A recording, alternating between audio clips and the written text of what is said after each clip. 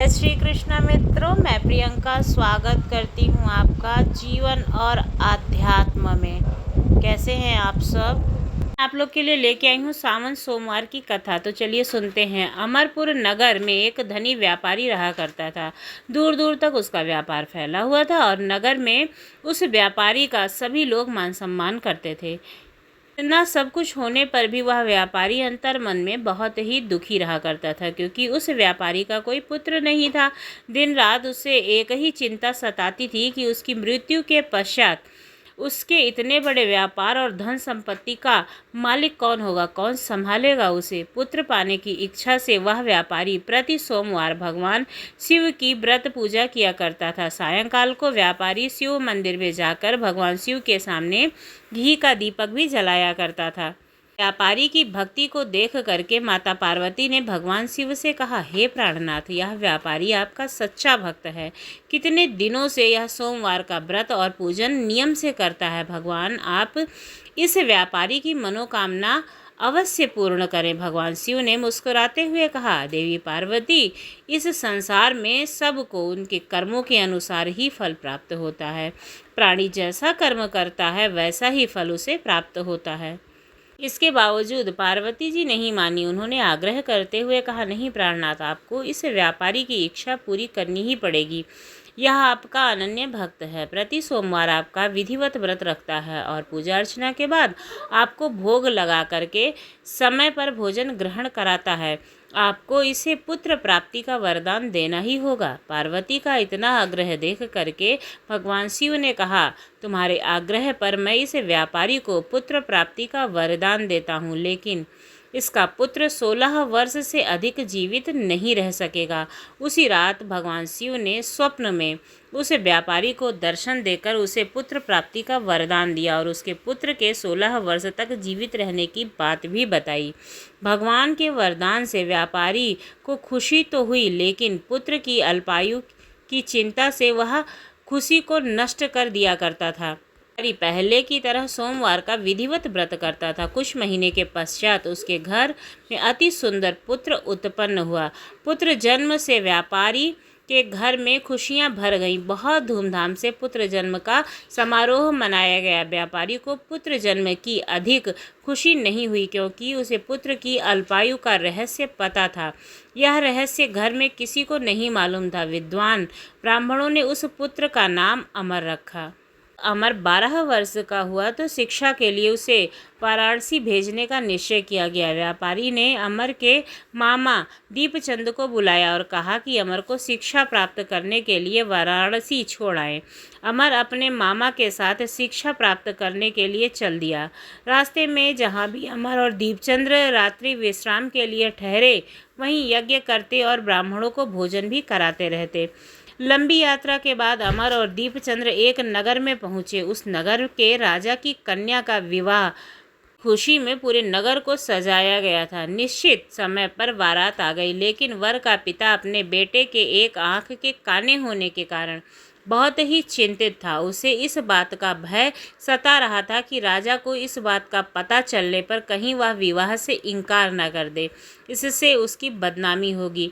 वर के पिता ने अमर को देखा तो उसके मस्तिष्क में एक विचार आया। उसने सोचा, क्यों ना इस लड़के को दूल्हा बनाकर राजकुमारी से विवाह करा दूं। विवाह के बाद इसको धन देकर विदा कर दूंगा और राजकुमारी को अपने नगर ले जाऊंगा। के पिता ने इसी संबंध में अमर और दीपचंद से बात की। दीपचंद ने धन मिलने के लालच में वर के पिता की बात स्वीकार ली। अमर को दूल्हे के वस्त्र पहना करके राजकुमारी चंद्रिका से विवाह करा दिया गया। राजा ने बहुत सा धन देकर राजकुमारी को विदा किया। जब लौट रहा था तो सच नहीं छिपा सका और उसने राजकुमारी की ओढ़नी पर लिख दिया, राजकुमारी चंद्रिका, तुम्हारा विवाह तो मेरे साथ हुआ है। मैं तो वाराणसी शिक्षा प्राप्त करने के लिए जा रहा हूँ। अब तुम्हें जिस नवयुवक की पत्नी बनना पड़ेगा वह कान्हा है। जब राजकुमार ने वहाँ रखी तो राजकुमारी ने उस ओढ़नी पर लिखा हुआ पढ़ा तो उसने कान्हे लड़के के साथ जाने से इनकार कर दिया। राजा ने सच बातें जानकर राजकुमारी को महल में ही रख दिया। उधर अमर अपने मामा दीपचंद के साथ वाराणसी पहुंच गया। अमर ने गुरुकुल में पढ़ना शुरू कर दिया।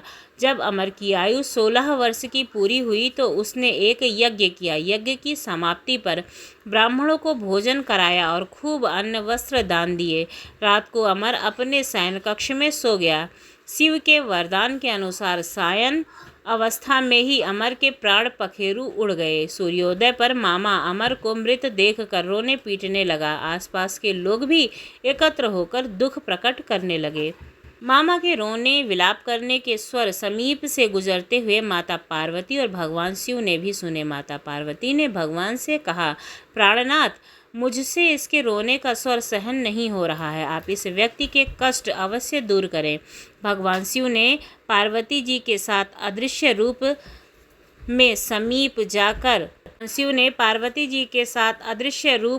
में समीप जाकर अमर को देखा तो पार्वती जी से बोले, पार्वती जी, यह तो उसी व्यापारी का पुत्र है। मैंने इसे 16 वर्ष की आयु का वरदान दिया था।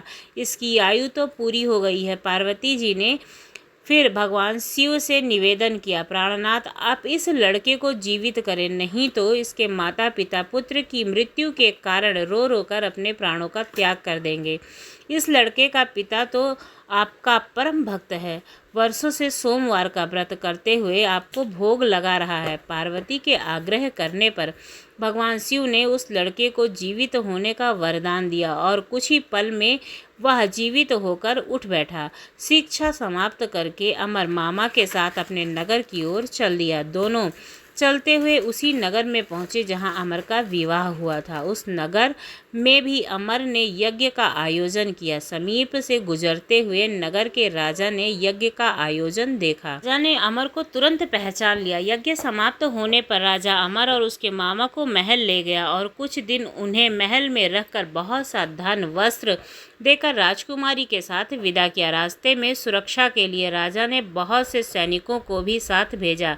दीपचंद ने नगर में पहुंचते ही एक दूत को घर भेजकर अपने आगमन की सूचना भेजी।